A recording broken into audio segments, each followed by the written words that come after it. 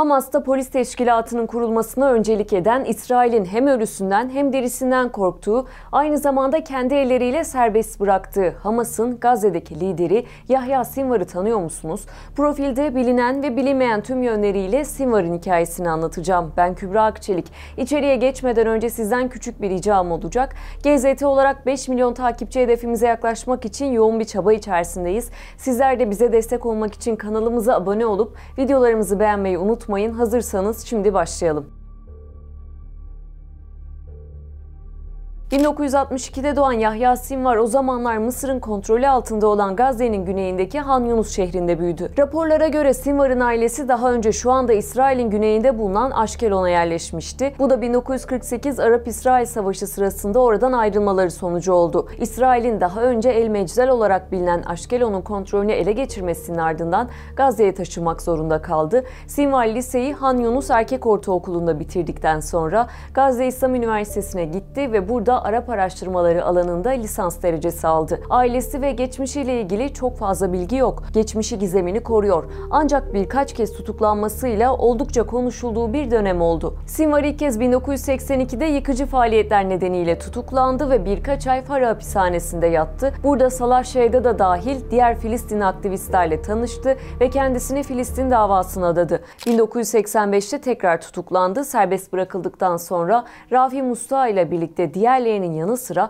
Filistin'deki İsrail casuslarını tespit etmeye çalışan Munazzamat al-Cihad Val Dava yani Mecd Güvenlik Örgütü'nü kurdu. Bu hareket 1987'de Hamas'ın polisi haline geldi. Öyle ki Mecd zamanla Hamas'ın iç güvenlik sistemini oluşturan ilk çekirdek konumundaydı ve rolü İsrail ajanlarıyla soruşturma yürütmenin yanı sıra İsrail istihbarat görevlilerinin ve güvenlik servislerinin izlerini sürmek haline geldi. Yahya Sinvar sadece bir savaşçı veya lider olarak değil, aynı zamanda karmaşık ve katmanlı bir kişilik olarak da tanınıyor. Liderlik tarzı ideolojik katılığı birleştiren bir yaklaşımı ifade ediyor. Hamas'a olan bağlılığı ve Filistin davasına olan inancı onun sadece kendi toplumunda değil, dünya genelinde de dikkat çekmesine neden oldu. Sinvar, Hamas içinde stratejik bir rol oynuyor. Örgüt içindeki pozisyonu, Hamas'ın politik ve askeri kanatları arasında bir denge kurucu olarak onu öne çıkarıyor. Uluslararası arenada ise çeşitli Arap ve Müslüman ülkelerle ilişkileri geliştirme çabaları ve Filistin davasını uluslararası platformlarda savunma stratejileriyle tanınıyor. Yaşamı boyunca karşılaştığı zorluklar Sinvar'ın karakterinin ve dünya görüşünün şekillenmesinde önemli bir rol oynadı. Tutukluluk yılları onun İsrail toplumu ve yönetimine dair derin bir anlayış kazanmasını sağlarken stratejik ve taktik açıdan da daha bilinçli ve etkili bir lider olmasına katkıda bulunmuş olarak yorumlanıyor. 1988'de iki İsrail askerinin kaçırılıp öldürülmesini ve İsrail ile işbirliği yaptığından şüphelendiği 4 Filistinli'nin öldürülmesini planladı. Bu olaydan dolayı da tutuklandı. Cinayetten hüküm giydi ve 1989'da 4 ömür boyu hapis cezasına çarptırıldı. Birkaç kez kaçmaya çalıştı ama her seferinde yakalandı.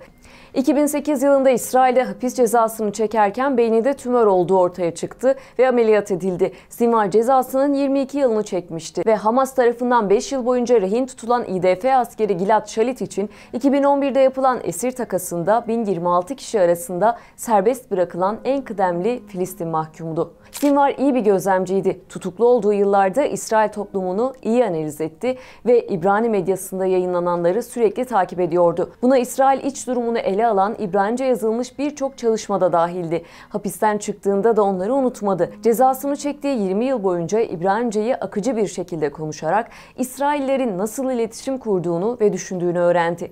Bu siyasi hayatında da işe yarayacaktı. Hapis sonrası İzzettin el-Kassam Tugaylarının askeri aygıtını denetleme sorumluluğunu da üstlendi. Bu da orada gözlemlediği, İsrail'in eksik olduğunu düşündüğü yerlerde Kassam Tugaylarını yönlendirmek için kullanabileceği önemli bilgilerdendi. İsrail'in korktuğu adam dedik çünkü Sinvar onlar için fazla tehlikeli bir düşman. Herziya merkezine bağlı İsrail Politika Stratejisi Enstitüsü, Sinvar'ın kişiliği hakkında yayınladığı raporda İsrail'le oyunun kurallarını değiştirdiğini yazdı. Sinvar'ın yaptıkları, davranışları İsrail tarafından okunamıyor ve tahmin edilebilirlikten uzak. Şubat 2017'de Sinvar Gazze şeridinde gizlice Hamas lideri seçildi ve görevi İsmail Haniye'den devraldı. Mart ayında Gazze şeridi için Hamas kontrolünde bir idari komite kurdu. Bu da Ramallah'ta Filistin yönetimiyle herhangi bir yetki paylaşımına karşı olduğu anlamına geliyordu. Sinvar, İsrail'e de herhangi bir uzlaşmayı reddediyor. Muhafızlara daha fazla İsrail askerini yakalamaları çağrısında bulunuyordu. Eylül 2017'de Mısır'da Filistin yönetimiyle yeni bir müzakere turu başladı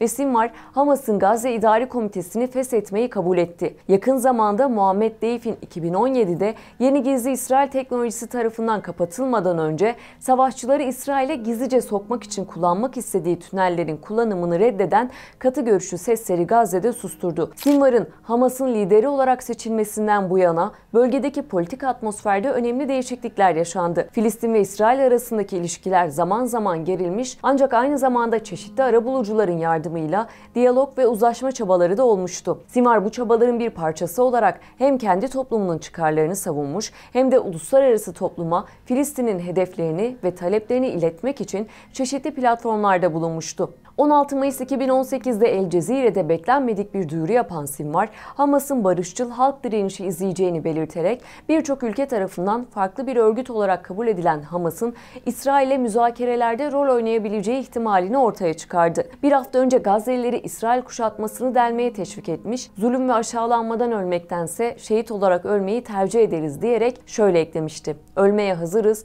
ve on binlerce insan ölecek." 1 Aralık 2020'de Sinvar'ın Covid-19 testi pozitif çıkmış ve bildirildiğine göre sağlık yetkililerinin tavsiyelerine uyup tedbirler almıştı. Grubun bir sözcüsü ayrıca kendisinin sağlık durumunun iyi olduğunu ve her zamanki gibi görevlerini yerine getirdiğini söylemişti. Mart 2021'de ise gizli yapılan seçimle Hamas'ın Gazze Şubesi Başkanlığı'na 4 yıllık ikinci bir dönem için seçildi. Gazze'deki en üst düzey Hamas yetkilisi ve Gazze'nin fiili hükümdarı olmasının yanı sıra Haniye'den sonra da Hamas'ın en güçlü ikinci üyesi olarak biliniyor. 15 Mayıs 2021'e geldiğimizde İsrail hava saldırısında Hamas liderinin evinin vurulduğu açıklanmıştı. Planları Sinvar'ı ölü ya da diri ele geçirmekti. Herhangi bir ölüm veya yaralanmayla ilgili ayrıntı hemen verilmedi. Saldırı İsraillerle Filistinliler arasında giderek artan gerilimin ortasında Gazze'nin güneyindeki Han Yunus bölgesinde gerçekleşti. Sinvar olayı takip eden hafta içinde en az 4 kez kamuoyunun önüne çıktı. 27 Mayıs 2021'de düzenlediği basın toplantısında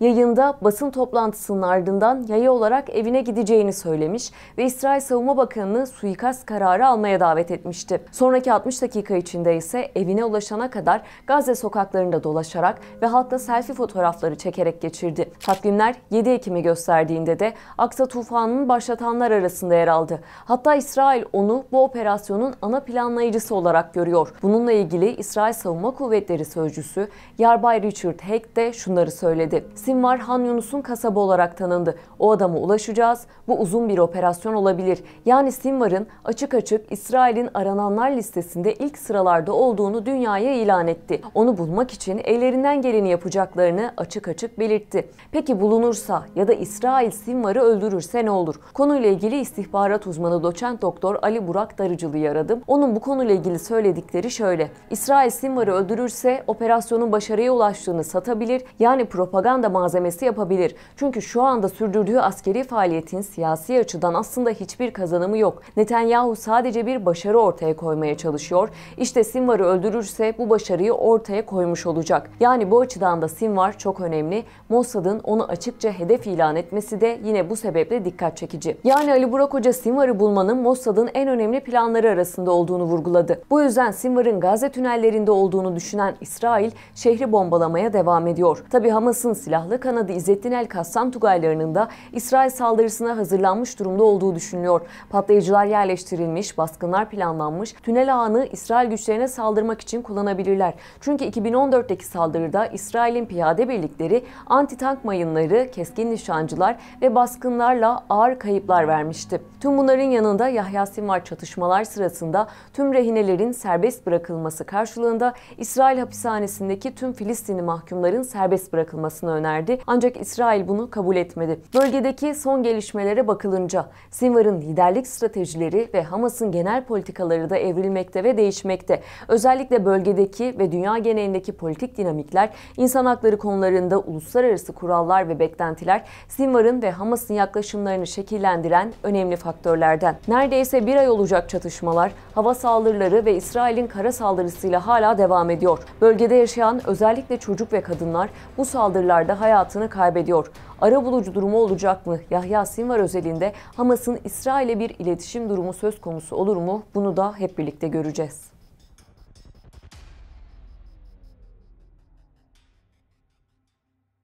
Hamas'ta polis teşkilatının kurulmasına öncelik eden İsrail'in hem ölüsünden hem dirisinden korktuğu, aynı zamanda kendi elleriyle serbest bıraktığı Hamas'ın Gazze'deki lideri Yahya Sinvar'ı tanıyor musunuz? Profilde bilinen ve bilinmeyen tüm yönleriyle Sinvar'ın hikayesini anlatacağım.